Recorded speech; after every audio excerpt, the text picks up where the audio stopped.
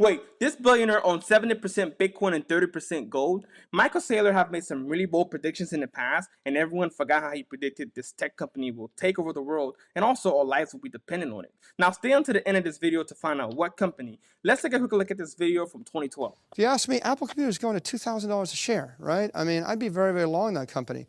Whoever's selling that stock must be a moron, right? I mean, this is a company that's going to actually have 4 billion devices out there. If they roll them over once every 4 years, they're going to sell 1 billion devices a year.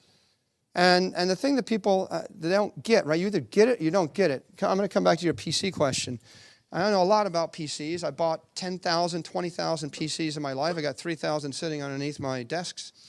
You put a Dell computer underneath the desk, you don't care that it's loud and it's hot and it's a power hog and it's ugly and it's heavy and it's like an ugly beige cabinet with screws showing. You don't give a crap. You just want it to be $400 or $500.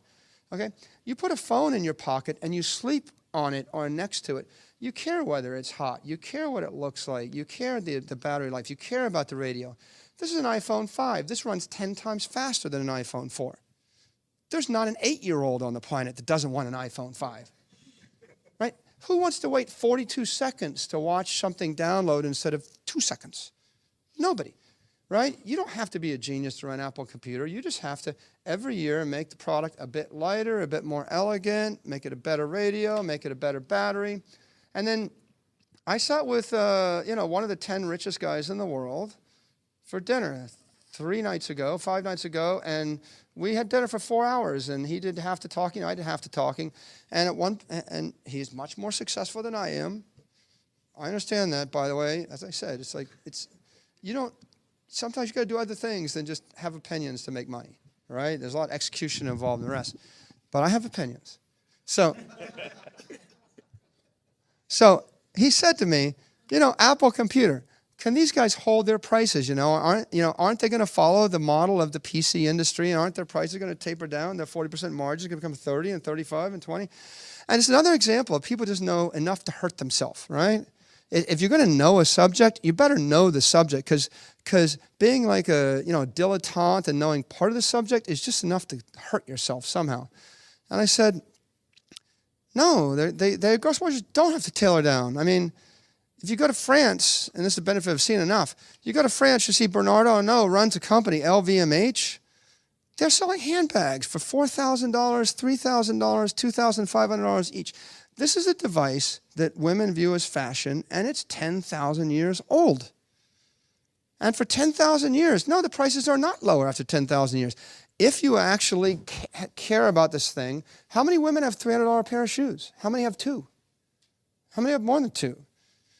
Right? The truth of the matter is when the technology goes from being a utilitarian vocational brick that I put under my desk, no one gives a crap about that, to being a piece of clothing, right? A fashion statement, extension of your personality, a piece of jewelry.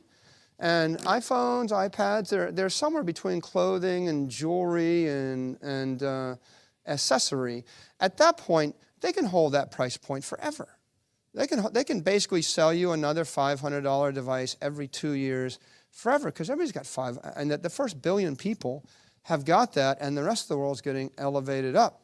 So I think that you're going to see you'll see a wider diversity of offerings. You'll see there will be cheaper tablets, and the $100 tablet will go to Pakistan and the 700 million peasants of China, and more power to them. That means those 700 million peasants are going to get a college education and get a master's in computer science, and I'll probably be hiring 20,000 of them. And I'll pay them $5,000 a year, which will be 5 times more than $1,000 a year, and then I'll pay them $10,000 a year, and the entire society will go from 2 billion to 3 billion to 5 billion white-collar workers, and as their discretionary income increases, they're going to buy more and more expensive things. And anybody sitting in the middle of that, controlling the software application networks that have all the asset value in them, those companies are going to benefit in a marvelous fashion. This has made me much more confident in buying Bitcoin because he has the ability to predict past the noise. Ricardo Salinas has a portfolio of 70% Bitcoin and 30% gold. Let's take a quick look of this video of him and see what he has to say.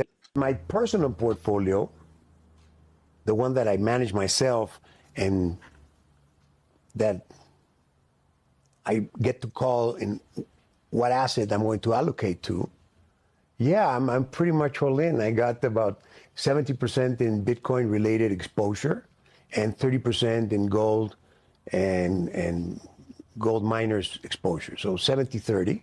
That's it. I don't have a single bond and I don't have any other stocks except my own. Right. So on Bitcoin, I mean, I think we're down about 20% since the Trump inauguration after a big rally post-election. So buy the dip or wait? Bitcoin, you have to think 10 years and buy everything that you can. It's not going to go anywhere except up because the dynamics are such. It's the hardest asset in the world. There's only 21 million of those tokens, and 20 have been distributed and mined already. So there's going to be 1 million more from here to 2040, I think, 2140. So it's the hardest asset. Not even gold is this hard. Gold gets inflated at about 3% a year through additional production from mines. Bitcoin doesn't. So yeah, it will go up and down, and there'll be speculative frenzies, and people will talk about it. But what most people should do is average dollar cost average, which is have a program where you can buy so much per month, and you buy every month, and that will take the uncertainty away. Bitcoin next leg is 130,000 to 150,000, according to Novacrats. Here's him explaining on CNSBC. And I remember, by the way, when we started to come back off the April lows, and maybe gold had the first move, and you said, when gold goes, what was the exact data point? It was like crypto follows, and sure enough, here we are. Yeah, listen, we had a euphoric top right around the inauguration, and a combination of a lot of things, Trump coin and whatnot. People say, okay, and crypto went back and tested where the the election breakout was. Now it looks like we'll take out 106, 107, 108 and make the next leg to 130, 150. And at that point, you're in price discovery, right? I keep thinking gold's a $22 trillion asset and crypto's a $2 trillion asset. And at one point, as more and more young people inherit the money for their old people that, kiss the face of God, you're going to see crypto equal gold. The best way to take advantage of Bitcoin is to simply dollar cost average because of the volatility. $10 a week or per month, just put something away consistently and acquire wealth over the long run. That's it for today, folks. Thank you for tuning in. And don't forget to like and subscribe to the channel and click on the link below for the free stock community. And see you next time.